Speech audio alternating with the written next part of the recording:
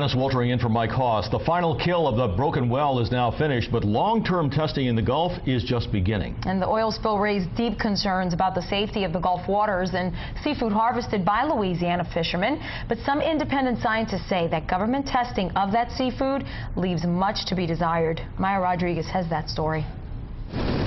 At the height of the oil spill, more than 1/3 of the Gulf's federal waters were closed as a precaution, amid fears of what the oil could be doing to the water and marine life.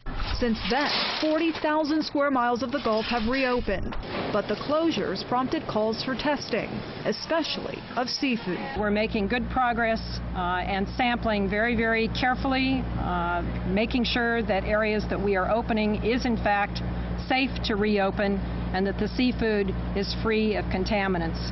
Multiple agencies are involved in that seafood testing. Mainly, though, the job falls to the Food and Drug Administration and NOAA, the National Oceanic and Atmospheric Administration. But now, some independent scientists say that testing falls short of being thorough, even though government officials say Gulf seafood is safe to eat. Can they back up those claims, in your opinion, with the testing that they've done so far? Absolutely not, especially with respect to Louisiana shrimp.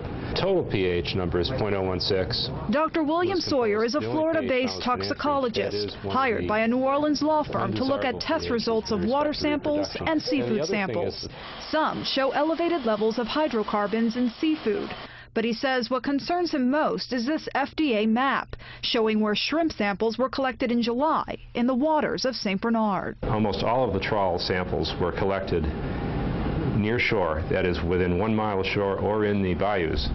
Only one trawl sample was collected offshore. The samples fell within the safe range, but Dr. Sawyer believes more testing was needed. FDA has not followed methodology that is generally accepted in science and instituted by the EPA, and that requires a reasonable random sampling of the area. I never saw any samples taken anywhere closer than the mouth of the Chapel. What's the reason for that?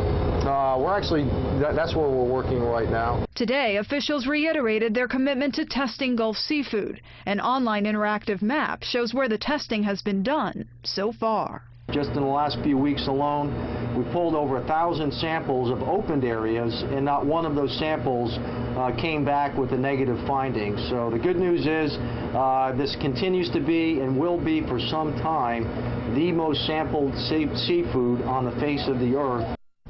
NOAA scientists today said they are in constant communication with their fleet of vessels now conducting testing in the Gulf.